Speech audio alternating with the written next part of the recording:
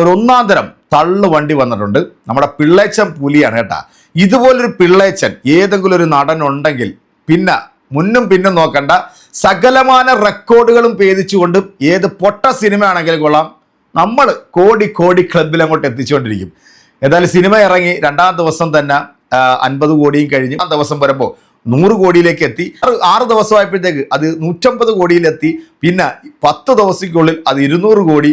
അവസാനം എന്താ, ഇതാ 30-ാം ദിവസം 330 കോടി എന്ന ആ ഗംഭീര വിജയം നേടി നമ്മുടെ ദൃശ്യം 3 ഇങ്ങനെ മുന്നേറിക്കൊണ്ടിരിക്കുകയാണ്. എൻ്റെ പൊന്നാന്റണി അണ്ണ, ഇതുപോലത്തെ ഒരു തള്ള് ഉളുപ്പെന്ന് പറയുന്ന ഒരു സാധനം ഇവർക്ക് രണ്ടുപേർക്കും ഇല്ല. പിന്നെ ഇത് മാത്രമല്ല, ഇങ്ങനെയൊക്കെയുള്ള പോസ്റ്റുകൾ കാണുമ്പം ഇത് അപ്പാടെ എടുത്തിട്ട് അങ്ങോട്ട് സോഷ്യൽ മീഡിയയിലോട്ട് ഇട്ടിട്ട് അങ്ങോട്ട് അലക്കാൻ ഉളുപ്പില്ലാത്ത ഒരു ഫാൻസ്, ഇത്ര ഗതികെട്ട ഒരു ഫാൻസ് ഇവന്മാരല്ലാതെ വേറെ ആരുമില്ല എന്നുള്ളതാണ്. സിനിമ ഇറങ്ങുന്നതിന് മുമ്പുള്ള ഒരു പത്രക്കുറിപ്പ് ഞാൻ എൻ്റെ പ്രിയപ്പെട്ട പ്രേക്ഷകരുടെ ശ്രദ്ധയിലൊന്ന് പെടുത്താം. പൂർത്തിയാകും മുമ്പേ 350 കോടി ക്ലബിൽ ദൃശ്യം 3. മലയാള സിനിമയുടെ വളർച്ചയുടെ തെളിവാണ് നിർമ്മാതാവ് എം രഞ്ജിത്ത് പങ്കുവച്ചിരിക്കുന്നത്. ജിത്തു ജോസഫ് സംവിധാനം ചെയ്യുന്ന ആശീർവാദ് സിനിമാസിന്റെ മോഹൻലാൽ ചിത്രമായ ദൃശ്യം 3 ഷൂട്ടിംഗ് നടക്കുമ്പോൾ തന്നെ 350 കോടി ക്ലബിൽ കയറിയെന്ന നിർമ്മാതാവിന്റെ വെളിപ്പെടുത്തൽ മലയാള മനോരമയിൽ വന്നിട്ടുള്ള ഒരു വാർത്തയാണ് എൻ്റെ പ്രിയപ്പെട്ട പ്രേക്ഷകരായിട്ടുള്ള നിങ്ങൾ കേട്ടത്. അതായത് സിനിമ ഷൂട്ട് തുടങ്ങി, അത് റിലീസിന് മുമ്പ് തന്നെ അവർ ഓൾറെഡി അത് പ്രഖ്യാപിച്ച് വെച്ച് കഴിഞ്ഞു. 350 കോടി ഈ സിനിമ നേടിയിരിക്കുമെന്നുള്ളത്. അതായത് ഇപ്പം 30 ദിവസം കൊണ്ട് 330 കോടിയോളം രൂപയാണ് സിനിമ നേടിയിരിക്കുന്നത്. സത്യസന്ധമായിട്ട് ഇത് അന്വേഷിക്കേണ്ടവർ കൃത്യമായിട്ടത് അന്വേഷിക്കണം.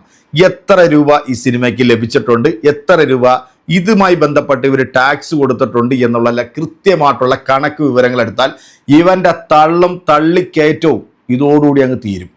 കാരണം ഇത് വല്ലാത്തൊരു തള്ളായിപ്പോയി. സത്യത്തിൽ ദൃശ്യം 3 എന്ന സിനിമ അത് പ്രേക്ഷകരെല്ലാവരും തിയേറ്ററിൽ വന്ന് കണ്ടു. നിങ്ങൾ വാഴ സിനിമ കണ്ടവരാണ്, വാഴ സിനിമയുടെ സ്റ്റാറ്റസ് കണ്ടവരാണ്, തിയേറ്ററിലെ ജനങ്ങളുടെ ഒരു തള്ളിക്കയറ്റം നിങ്ങൾ കണ്ടതാണ്. അതുപോലെ തന്നെ ലോക സിനിമയുടെ ബുക്കിംഗ് സ്റ്റാറ്റസ് ഒക്കെ നിങ്ങൾ കണ്ടതായിരിക്കും. ഇതിനൊന്നുമില്ലാത്ത ഒരു തള്ളിക്കയറ്റം ഈ സിനിമയ്ക്ക് പ്രേക്ഷകർ നൽകിയിട്ടുണ്ടോ ഇല്ലെന്നുള്ളത് സത്യസന്ധമായിട്ട് നിങ്ങളൊന്ന് വിലയിരുത്തി നോക്കി കഴിഞ്ഞാൽ നിങ്ങൾക്ക് മനസ്സിലാവും. ഈ ആശീർവാദ് എടുക്കുന്ന സിനിമകൾ മാത്രമാണ് ഏറ്റവും കൂടുതൽ 100 കോടി 200 കോടിയൊക്കെ അനായാസം പെട്ടെന്ന് അങ്ങോട്ട് ബോക്സ് ഓഫീസിൽ അങ്ങോട്ട് കയറിയിട്ട് അങ്ങോട്ട് അടിക്കുന്നത്. എന്തായാലും ഈ തള്ളു വണ്ടിയും ഈ തള്ളിന് കൂടെ നിൽക്കുന്ന നമ്മുടെ പൊന്നണ്ണനും പിന്നെ ഇത് തള്ളിക്കൊണ്ട് നടക്കുന്ന എൻ്റെ പ്രിയപ്പെട്ട തള്ളു ഫാൻസുകാരും അല്പമെങ്കിലും മാനോ ഉളുപ്പോ ഉണ്ടെന്നുണ്ടെങ്കിൽ ഇതുപോലത്തെ വിഡ്ഢിത്തരമായിട്ട് വരല്ലേ. പിന്നെ ഇപ്പോൾ അവർ പറയുന്ന മറ്റൊരു കാര്യം എന്ന് പറഞ്ഞു കഴിഞ്ഞാൽ 200 കോടി ക്ലബിൽ സിനിമ കയറി. പക്ഷേ ഈ 100 കോടി എന്നുള്ളത് അത് ടോട്ടൽ ബിസിനസ് ആണെന്നാണ് പറയുന്നത്. അതായത് ഈ സാറ്റലൈറ്റിന് കൊടുത്തതും മറ്റുള്ള ചില ബിസിനസ് എല്ലാം കൂടെ ചേർത്തുകൊണ്ടാണ് ഈ 330 കോടി രൂപ എത്തിയെന്നൊക്കെയാണ് ഇവന്മാരിപ്പോൾ വന്നിട്ട് സോഷ്യൽ മീഡിയയിൽ വന്നുകൊണ്ട് കിടന്നങ്ങോട്ട് കരഞ്ഞ് മെഴുകിക്കൊണ്ടിരിക്കുന്നത്.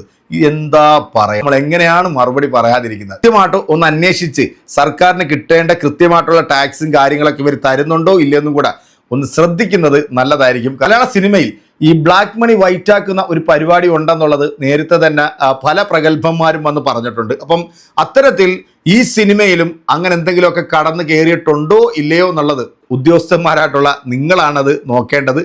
നമ്മുടെ തള്ളിയേട്ടൻ്റെ ഈ തള്ള് അതൊരൊന്നൊന്നര തള്ളായിപ്പോയി. എൻ്റെ പൊന്നണ്ണ, ഇങ്ങനെയൊക്കെ തള്ളിയാണ്ടല്ലോ 100 കോടിയിലേക്ക് തള്ളാഞ്ഞത് എന്തോ മഹാഭാഗ്യമായിട്ട് മാത്രം കൂട്ടിയാൽ മതി. ഇനി ഒരു പക്ഷേ ചിലപ്പം വരും ദിവസങ്ങളിൽ സിനിമ 500 കോടി ക്ലബിലേക്ക് കയറാനായിട്ടുള്ള എല്ലാ ചാൻസും കാണുന്നുണ്ട് എന്നുള്ളതാണ്.